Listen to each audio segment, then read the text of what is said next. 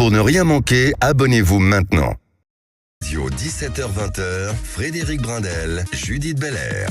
N'hésitez surtout pas à donner votre avis. Le standard de Sud Radio, c'est le 0826 300 300. Le coup de projecteur des vraies voix, c'est tout de suite. Je vous rappelle tout de même la question du jour. Votre Assemblée nationale RN, reconstruction post-émeute, le principe du casseur-payeur est-il applicable? On vous pose la question sur Twitter. Vous n'hésitez pas à voter non plus, chers auditeurs. Le coup de projecteur. Les vraies voix Sud Radio. Le coup de projecteur des vraies voix. Le projet de loi d'accélération de la reconstruction des bâtiments dégradés lors des violences urbaines a été largement adopté hier après-midi à l'Assemblée nationale. Seuls les députés du Rassemblement national se sont opposés à ce texte. Je cite, une véritable honte pour Marine Le Pen. Son parti propose un principe, celui du casseur-payeur. Sébastien Chenu, député RN, s'est expliqué sur BFM ce matin à propos de cette règle du casseur-payeur. Lorsque vous cassez, eh bien vous devez être sanctionné. Et l'argent qu'on peut récupérer, que ce soit via des amendes, tout le monde n'est pas insolvable, eh bien doit être redirigé vers les constructions, vers la réparation. Et si vous avez cassé, vous allez devoir payer, y compris jusqu'à la fin de vos jours, y compris lorsque vous trouverez un boulot, on vous fera une saisie sur salaire. Quand vous avez terminé de payer, eh bien vous êtes réhabilité. Mais je veux dire, il faut mettre des principes qui sont différents.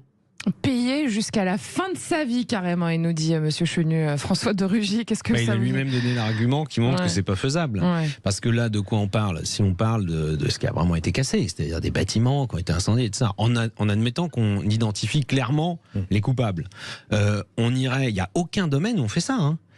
Demain, quelqu'un, et ça arrive tous les jours, déclenche un accident de voiture et détruit en partie un bâtiment. Parce qu'il va aller s'empaler dans une maison, dans un mur. Si on lui disait, vous devez payer tous les dégâts que vous avez engendrés, la personne risquerait en effet jusqu'à la fin de ses jours mais là, c'est pas de des payer. dégâts volontaires, ce dont vous parlez. Il y a des gens qui ont un comportement dangereux sur la route de façon volontaire. Oui, moi je suis désolé. Donc on a un principe en France qui est celui de l'assurance, soit individuelle, soit collective. Il faut savoir que beaucoup de bâtiments publics ne sont pas assurés. C'est-à-dire que l'État, comme les collectivités, c'est oui, ça. c'est-à-dire qu'ils ne payent pas d'assurance, mais du coup, si jamais il y a des dégâts, c'est à eux de payer. Bon. Donc, il faut être un peu sérieux. Ça fait du buzz, voilà, de dire casseur-payeur, pollueur-payeur. Voilà, hop, on change un mot, puis on ouvre des débats. Voilà, la preuve, ça marche. Mais si on y regarde un peu de près, alors en revanche, s'il s'agit de faire des amendes plus lourdes, éventuellement proportionnelles aux dégâts, ça oui, voilà. Là, on re-rentre dans le débat législatif et pénal, de fait, par rapport à ça. S'il s'agit d'identifier davantage les auteurs de tous ces actes, évidemment, enfin moi je suis 1000 fois pour, je suis pour la vidéosurveillance depuis toujours. D'ailleurs moi je dis vidéosurveillance parce que j'en ai ras-le-bol qu'on dise vidéoprotection, c'est tous ces mots là qui disent plus ce que ça veut dire. Non, c'est pour surveiller les rues, les espaces publics dans lesquels il peut y avoir des actes de ce type-là et ensuite d'identifier les auteurs. Pierre-Yves Martin, quand même, il y a une certaine logique et les auditeurs de Sud Radio qui participent à la consultation sur le compte Twitter disent à plus de 80%, bah oui quand même, tu casses, tu payes. Alors pour payer, comme vous le disiez, faut être identifié. Il faut avoir les moyens aussi. Non, mais faut être identifié. Et donc du coup, moi c'est plus ce point de question sur les casseurs, c'est comment se fait-il que il y a une espèce d'observation, de posture d'observation des forces de l'ordre quand il y a des casseurs qui passent, et on a l'impression qu'il y a une espèce d'impunité, c'est que ils se font, ils passent, ils partent. Voilà, il y a eu des centaines de condamnations. Hein. D'ailleurs, j'ai pas voulu réagir tout à l'heure. L'ordre a été ramené parce que la police agit et que la justice a sévi rapidement. Ouais, mais et fermement, il y a des gens qui ont été condamnés. Ah oui. Ouais. Et d'ailleurs, certains s'en sont plaints. Il y a des gens de gauche qui ont dit non, c'est des peines trop lourdes, vous vous rendez compte, il avait volé une chaussure, etc. Ah bah oui, mais à un moment donné, les gens participent à des actes de pillage, ils sont condamnés. Et là, la justice a sévi. René Chiche, finalement, vouloir et faire ça a sans payer... doute fait retomber la pression des émeutes. Vouloir faire payer les casseurs, est-ce que c'est pas aussi comme vouloir faire payer les parents, en fait, porter la responsabilité aux parents? C'est un peu le même principe, finalement. Qu'est-ce que vous en pensez? Oui, en général, ce sont des jeunes, ces casseurs, donc ce seront les parents qui vont assumer les conséquences. Mais déjà, même avec la vidéosurveillance, comme beaucoup sont cagoulés, masqués avec des casques, j'en parlais avec un commissaire de police il y a 8 jours, c'est quasiment des fois impossible à identifier. Bah oui. Impossible à identifier. Bon, bien sûr, il y en a certains qui sont absolument idiots, entre guillemets, qui font ça à visage découvert. C'est plus facile. Mais je suis d'accord avec aussi cette fameuse condamnation à vie, qui est ridicule. Si quelqu'un qui est même solvable, qui va devoir payer 60 000 € à vie, qui n'a pas les moyens, donc c'est impossible. Pour moi, c'est pas applicable. Par contre, il y a quelque chose, mais peut-être que je me trompe, il y avait quand même une loi en 2019, c'était une loi anti-casseurs. dont un des dispositifs prévoyait, il me semble. Alors ça c'est différent, c'est dans le cadre des manifestations, c'est-à-dire qu'est-ce qu'il est possible de faire pour filmer notamment et pour s'en servir, c'est dans la loi anti-casseurs. Mais là on est sur autre chose, c'est-à-dire que tu as cassé, tu as payé. Non mais justement, Frédéric, dans cette loi d'avril 2019, certaines dispositions de cette loi avaient été censurées par le Conseil constitutionnel. Concernant justement le droit de manifester ou pas. Par contre, c'était plus sur le fait de filmer, d'utiliser l'image. Je ne parle pas de filmer, je parle de ce phénomène de piller, de casser. Il y a un dispositif, je suis quasiment persuadé, je ne me trompe pas, j'ai un petit peu regardé, qui, lui, n'avait pas été censuré. C'est une loi sous Castaner. D'ailleurs, ça avait été initié par le sénateur Retailleau, qui était à l'époque, qui est toujours sénateur, mais qui est peut-être pas président du groupe, je crois, à l'époque au Sénat, LR. Donc, il y a quelque chose que je ne comprends pas, qui n'est pas très bien éclairci. Et moi, dernière chose, puisque je dois être concis. Non, mais c'est-à-dire qu'on peut revenir. Je plaisante. Par contre, il faudrait effectivement peut-être impliquer réellement. Alors moi, c'est quelque chose que j'approuve. Ça serait quand même, lorsqu'il y a quand même un enfant de la famille qui est vraiment un casseur, un multirécidiviste. S'il y a 3 enfants dans la famille, si l'un des 3 est vraiment multirécidiviste, casseur, on ne va pas l'obliger à condamner à vie. Mais je suis favorable personnellement, même si je ne suis pas vraiment antisocial, pas du tout. Mais je trouve que ça serait bien de suspendre au moins pendant 3-4 mois les aides sociales, non pas de toute la famille, parce que nous avions un débat il y a 3 semaines avec Nadia Hay, vous savez, la députée ancienne ministre, qui me rétorquait non au nom de l'universalité. Mais ce n'est pas le problème, ça. Si vous avez 3 enfants et qu'il n'y en a qu'un qui est vraiment délinquant, récidiviste, casseur, on peut suspendre pour cet enfant spécialement. Ça marche pas comme ça, c'est par 3, les quotas, c'est non, attendez, mais pourquoi ne pas tester ? On ne teste pas. Essayons une nouvelle idée dans ce genre de testons le 0826 300 300. Quel est votre avis, vous les auditeurs? Est-ce que vous êtes pour ce principe de casseur-payeur? Appelez-nous tout de suite 0826 300 300. Et nous sommes toujours avec Marie-Alice qui nous appelle d'Agen. Bonjour, Marie-Alice. Bonjour. Oui, alors vous êtes infirmière libérale. Hein. Je suppose que vous avez peut-être des enfants aussi, Marie-Alice? Oui, qui sont grands. Hein, alors, qu'est-ce qui se passerait si un de vos enfants cassait? Est-ce que vous pensez qu'il devrait payer, vous? Ah, écoutez, lui, il voudrait peut-être pas payer, mais moi, je veillerai à ce qu'il respecte. Je vais vous raconter une petite histoire. Allez-y, Marie-Alice.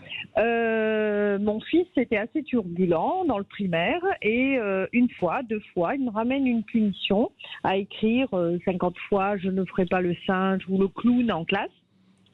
Et à faire signer par les parents. Donc, il me l'a fait signer. Et je lui ai tendu une feuille et je lui ai dit, là, tu recopies 50 fois la même chose et tu le fais signer à ton professeur. Ça s'est produit 2-3 fois et je peux vous assurer... Il n'a pas recommencé. Il n'a pas recommencé. Je pense que il y a aussi un problème au niveau de l'éducation, de la vision qu'ont les parents de l'éducation. Sanctionner, ce n'est pas forcément maltraiter. Voilà, c'est leur inculquer des règles, du respect, voilà. Donc moi je pense que moi si en voiture, je suis infirmière libérale, hein, donc si je prends un PV, je le paye.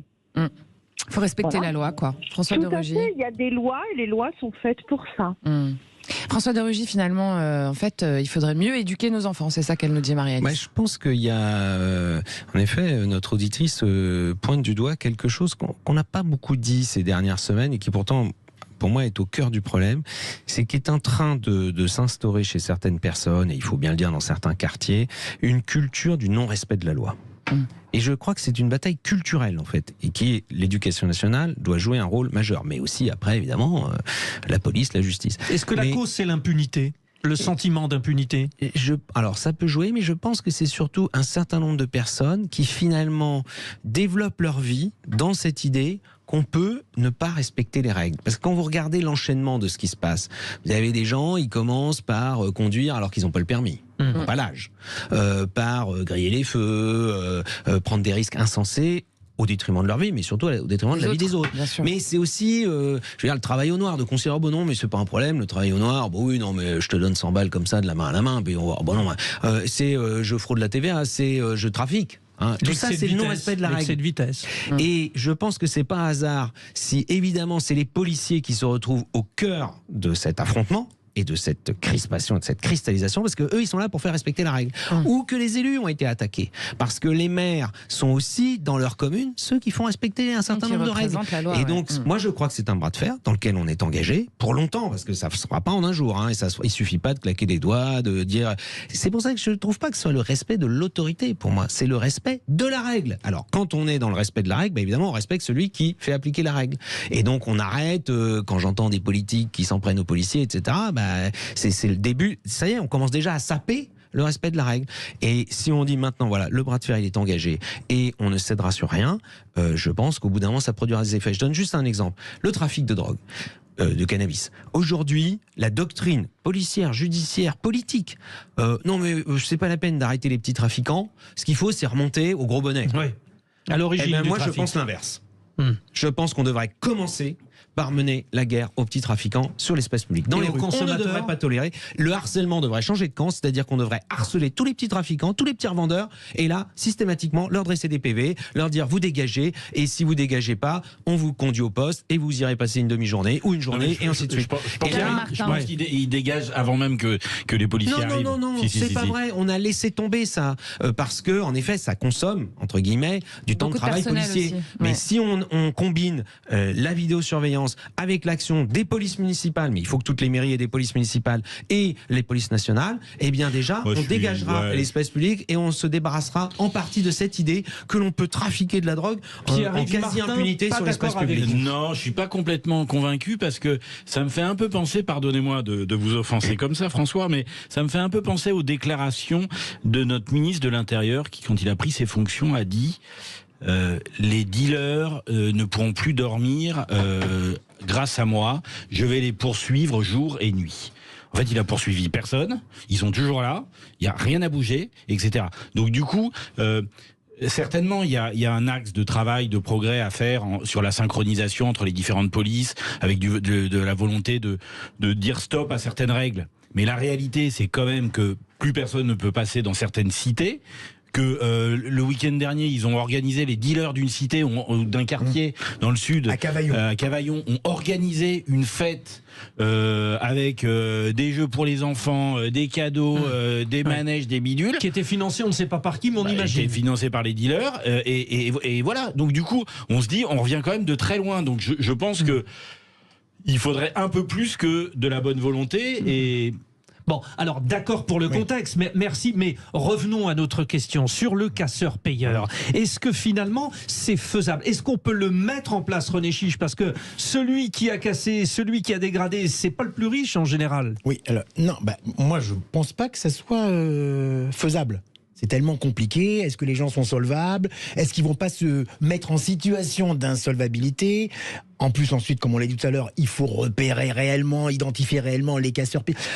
Mais je vais poser une question à François, si je peux me permettre. Bien sûr. À l'ancien ministre et président. Parce que je voulais revenir justement à ce que je disais tout à l'heure. Est-ce que vous, en tant qu'ancien ministre, ancien président de l'Assemblée nationale, vous ne trouvez pas que quand même sanctionner, vous voyez, les parents, puisque c'est eux quand même qui ont l'autorité parentale sur ces casseurs-pilleurs dont on parle, les sanctionner de la façon... C'est pas sûr qu'ils soient plus solvables non plus, hein, René. Non, on voit en fonction de la famille, bien sûr, effectivement.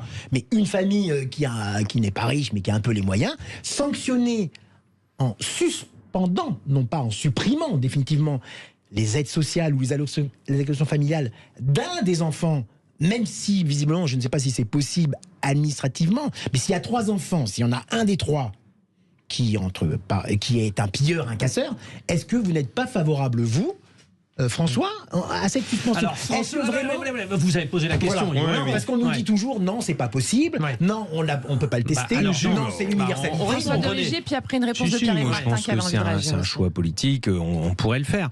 Après, il faudrait se poser la question, y compris si on le fait, on pourrait l'expérimenter, voir si c'est efficace.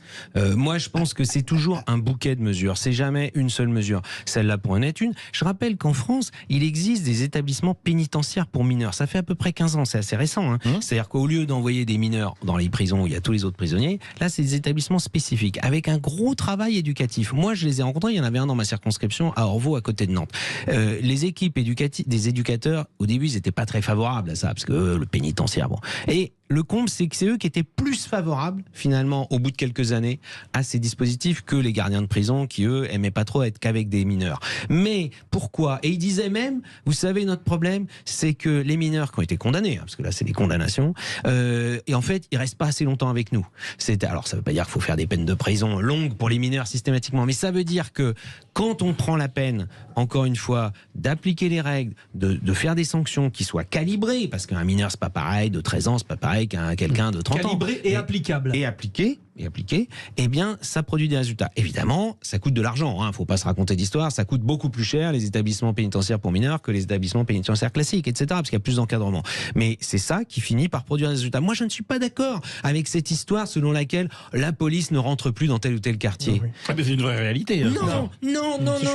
C'est qu'à un certain nombre d'endroits, on a fini par fermer les yeux et dire, de toute façon, justement parce qu'on dit, on va remonter jusqu'au gros bonnet, jusqu'aux commanditaires, etc., et qu'ils ne sont pas dans la rue, eh ben, on laisse courir. Non, il y a des zones. Moi, j'estime qu'il faudrait reprendre en main aussi l'espace public. L'espace public, c'est clé, parce que ça veut dire que les gens ne peuvent même plus se promener tranquillement pour rentrer chez eux. Moi, je voulais juste réagir par rapport à René sur les parents, le rôle des parents. Il me semble avoir compris. Je ne sais pas si c'est fondé, mais il me semble avoir compris que les origines sociales des casseurs nouvelle génération des dernières émeutes venaient plutôt de bons milieux. Économique et intellectuel. Ah non, ça c'était pendant les manifestations de la réforme des retraites. Mais sur les dernières émeutes, c'est quand même les quartiers difficiles. C'est vraiment les quartiers populaires et sensibles. Mais par exemple, je sais pas, moi j'ai comme sur ces nouveaux casseurs, sur des nouvelles façons d'opérer en petites bandes, à se déplacer de manière très très rapide. Surtout très jeunes, quoi. Mais j'avais quand même l'impression qu'il y avait, alors peut-être sur les dernières, c'est peut-être pas ça, peut-être les avant-dernières, je sais pas, mais j'ai l'impression qu'il y a quand même sociologiquement une nouvelle typologie de casseurs qui est arrivée, qui viennent plutôt de bons milieux. Donc du coup, ce principe de casseur-payeur, je sais pas, c'est ce que j'ai entendu historiquement. Je sais pas, c'est ce que j'ai entendu moi. En revanche, il n'y a rien de politique. Contrairement à ce que Mélenchon et ses amis nous ont raconté, toutes les enquêtes journalistiques, tous les interrogatoires de justice ont montré que ces gens-là, c'était absolument pas pour des raisons politiques. C'était soit une espèce de pulsion destructrice, soit du pillage. Oh, c'est de la rébellion. Ils sont un peu punk aussi. Hein. Ouais. C'est une manière d'être dans la jeunesse, à très jeune comme ça, d'être contre tout ce qui représente finalement l'institution, même le commerce. Si je peux me permettre, dans les émeutes après la mort du jeune Naël, moi je le sais un peu, j'en ai parlé, je ne sais pas si c'était avec vous, avec l'autre duo, c'est que le clan Traoré a quand même joué un rôle dans cette histoire. Non seulement en prenant en main la manifestation, la famille Ferrat, l'avocat, etc., mais aussi en favorisant les groupes, des petits groupes, pour s'organiser, etc. Et que derrière Traoré, j'ai oublié son prénom, Assa Traoré, il y a quelqu'un dont j'ai parlé, qui s'appelle Youssef Brakni, qui est une sorte d'idéologue anti-police, ancien membre du mouvement islamique de France, qui en fait est derrière Assa Traoré, qui est quelqu'un de très virulent, de très dangereux, et dont on ne parle pas beaucoup. C'est lui qui la guide. Et c'est lui qui a une vision un petit peu idéologique de tous ces mouvements. Alors je ne dis pas que tous les jeunes qui ont pillé, etc., étaient aux ordres, mais comme ils ont été aiguillonnés. Exactement.